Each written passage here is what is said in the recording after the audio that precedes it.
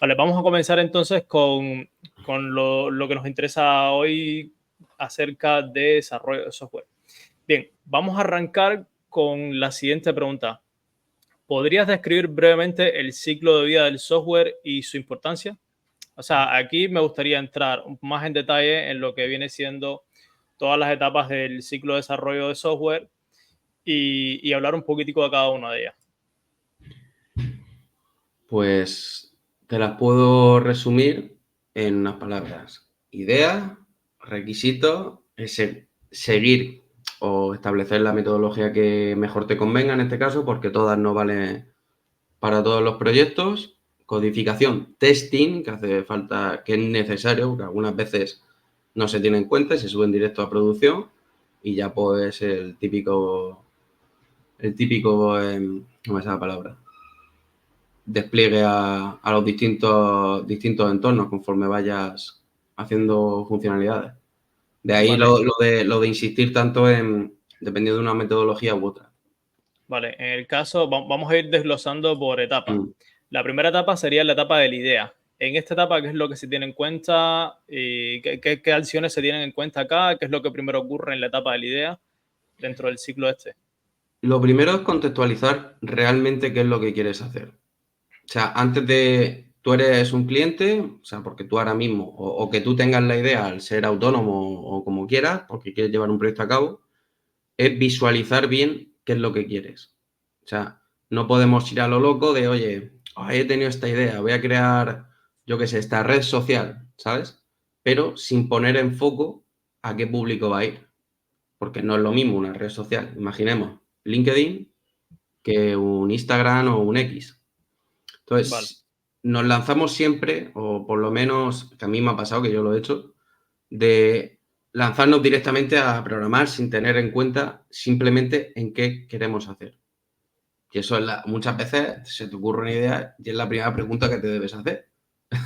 Porque intentas hacer ese proyecto de manera, digamos, precipitada y luego hay veces que es que no sabes ni dónde quieres, si quieres meter siempre, imagínate, una autenticación o no quieres meterla, ¿sabes? Para los distintos usuarios. O sea, por poner un ejemplo muy, muy tonto, muy sencillo.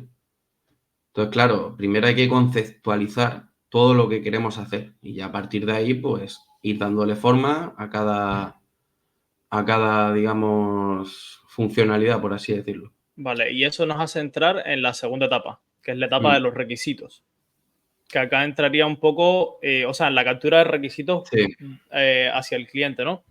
Que en este caso tendríamos dos principales, ¿no? Los requisitos funcionales y los no funcionales, según tengo entendido. sí, sí, sí, totalmente. No sé si habría algún otro requisito que no fuera alguno de estos dos. Creo que se cubrirían en esos dos básicamente. Principalmente sí, se cubren esas dos categorías. O sea, lo funcional es que al final lo que tú vas a desarrollar, en este caso, y los no funcionales, pues que ya es tipo de accesibilidad, temas de latencias y todo eso, que eso ya, pues bueno, tendrás que cubrirlo también, pero no es una codificación en sí. Con el tema de la toma de requisitos, ahí podemos establecerlo en dos marcos distintos. O sea, una cosa que tú tengas, como en mi caso, me viene el cliente, me dice, oye, Alex, quiero hacer esto. Vale, ¿qué es exactamente lo que quieres? Porque una cosa, él te viene con la idea, te viene con un concepto, pero tú exactamente no sabes cómo vas a dar forma a esa idea, porque no está siendo claro. Entonces de ahí, pues, bueno, sacaré en breve un vídeo explicando, estoy haciendo una serie de eso, explicando un poco que hay varias técnicas, tipo de hacer un brainstorming, típico encuestas en el caso de que no puedas ir presencialmente a tratar con los usuarios o con el público objetivo al que tú quieras llegar con ese desarrollo. Y por otro lado, está lo que hemos comentado antes de que imaginemos que queremos hacer la red social, tú mismo te tienes que hacer la entrevista a ti, ¿sabes? Claro, Por así decirlo, de qué es lo que quiero, aparte de la conceptualización, qué es lo que quiero implementar y a dónde quiero llegar con ello. Entonces, a partir de ahí, pues tú tienes una lista de requisitos o una lista principales que vas a tener que desarrollar o mínimamente un mínimo de desarrollo para poder salir al mercado y a partir de ahí, pues, hacer otra iteración sobre el proyecto. Vale. Justo después de esta etapa, ¿cuál Mm. vendría? Justo ya tienes capturados los requisitos. ¿Qué es lo próximo que se hace?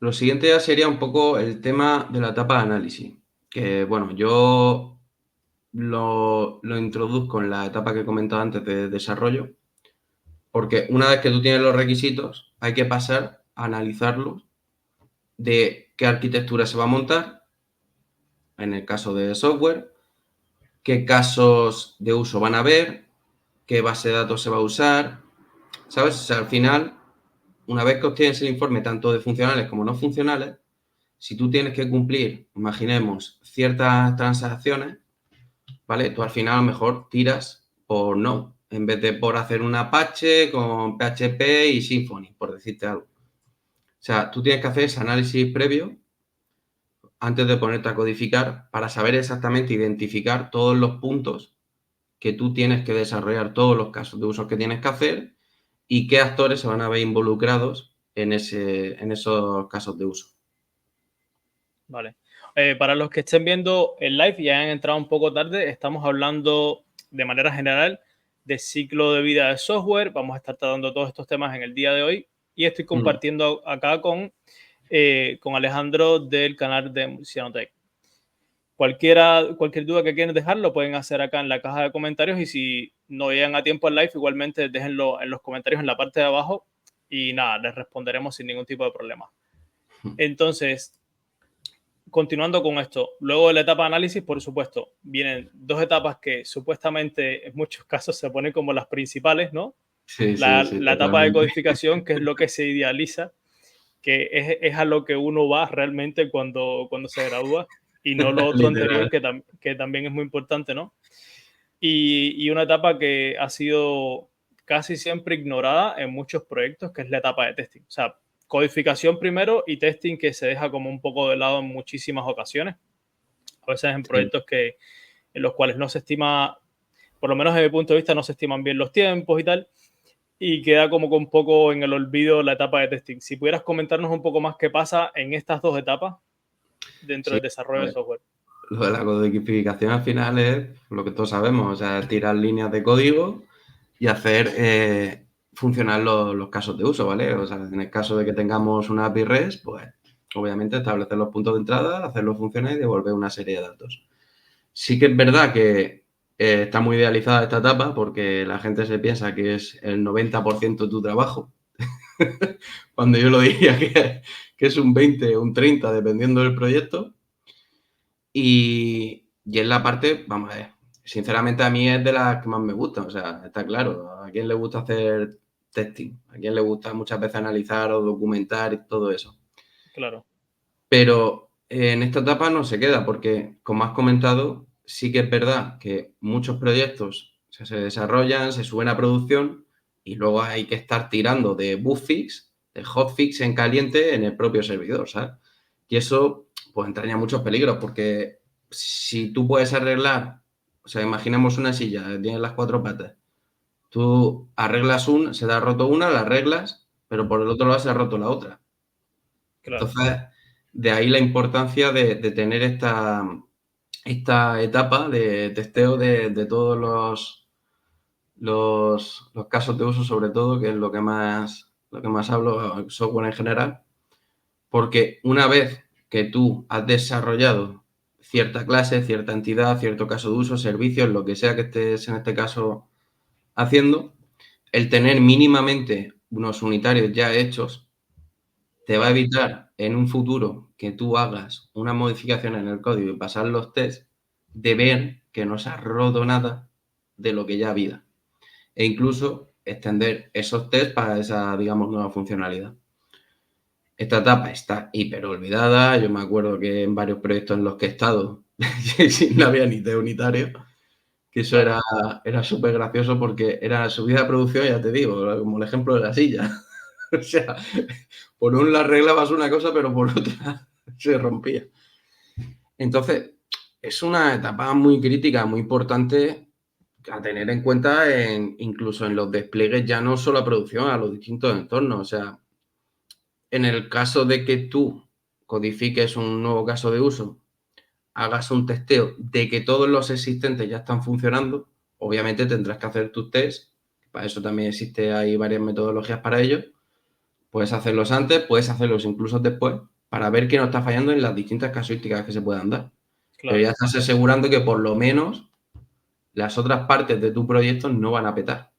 O sea, no van a caer por una modificación que tú hayas hecho. Porque imaginemos que tú tienes un servicio que lo usan dos casos de uso aparte.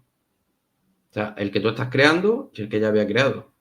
Si tú modificas algo del servicio, ya estás afectando al que ya había creado. Entonces ahí puedes ocasionar un problema bastante interesante y bastante gordo, que en el caso de teniendo estos tests, oye, antes de hacer el despliegue, ya puedes decir, oye, joder, es verdad, con esta modificación que he hecho, he roto el otro. Ya puedes darle mucha más calidad, que también es muy importante, que es otra cosa, esto también muy olvidada. El tema claro. de la calidad de código. Pues yo creo que sí. La etapa de testing creo que sobre todo se ha, digamos, ignorado demasiado Mm, por mucho tiempo y honestamente es algo que, mira, justo estaba él hablando conmigo el miércoles acá en el espacio sí, y estuvo comentando que una de las recomendaciones que le daría a las personas que están comenzando es aprender testing, porque es una cosa que se deja mucho de lado y se deja mucho de lado, que a mí me ha pasado también, ¿no? sí, Durante sí, mucho tiempo dejé el testing de lado, el testing de lado. Y claro, cuando chocas con la realidad, con un proyecto que te lo piden, porque muchas empresas te lo van a pedir a priori, en entrevistas de trabajo y tal, y si no sabes de esto, te cierran muchísimas puertas también, que eso tiende a totalmente. pasar. Y realmente, te digo una cosa, una Mm. vez que entiendes cómo funciona, por lo menos lo que me ha pasado a mí en mi experiencia, ya deja de parecer tan difícil. Una vez que entiendes realmente el por qué estás haciéndolo y cómo debes hacerlo, realmente deja de como parecerte algo que, tal vez por un tema de ignorancia, yo creo que muchas personas lo dejan de lado. Creo que es por un tema de ignorancia y les da miedo. Sí, a ver, al final es otra etapa y también que piensa que si tú tienes, imaginemos, hace poco teníamos un proyecto en el que había que hacer todo el testing y tiene que tener una cierta cobertura para asegurar calidad. Normalmente hay empresas que van hasta el 95, 96%, pero ya con un 90% de testeado, o sea, estaba bastante guay, o sea, puede tirar. Pero ¿qué pasa? Que es verdad que por desconocimiento y sobre todo también porque mucha pereza, tú imagínate, tienes que desarrollar el caso de uso, luego los test o viceversa, Ujú. eh, da como una sensación de mucho más trabajo, pero en verdad, como comentas, una vez hecho uno, todos los demás suelen ser muy parecidos. O sea, tú cuando ya testas un caso de uso, salvo ciertas diferencias o que sea un caso de uso muy distinto, un desarrollo muy distinto, la mayoría de test, en este caso unitarios, que es lo mínimo, van a salir directos. O sea, va a tener que hacer 4 modificaciones, pero es como coger un test, copiarlo, cambiar referencias y casi que lo tienes. O sea, es Claro, más, yo lo diría también, aparte de desconocimiento por pereza, pero es una etapa vital. O sea, no puedes hacer despliegues sin tener un mínimo testeo. Pues ya te digo, es que puede llegar la situación en que tú lo que has desplegado por necesidad del proyecto, por tiempos, por lo que sea, también depende mucho de la forma de despliegue que tenga, en este caso, empresa o que tú tengas también hecho en el caso de que es autónomo a la hora de desplegar. Si no tienes mucho tiempo, al final muchas veces tienes que tirar de hacer un hotfix en caliente y a lo mejor se te rompe otra pata. claro. Entonces, claro, si tú tenías el hilo, es que en medio te haces ahí una pelota que, digamos, puedes estar jugando con ella. Y ya Y pues vas luego es aumentando mucho más tiempo de desarrollo. aumentas la deuda técnica Sí, al sí, final. totalmente.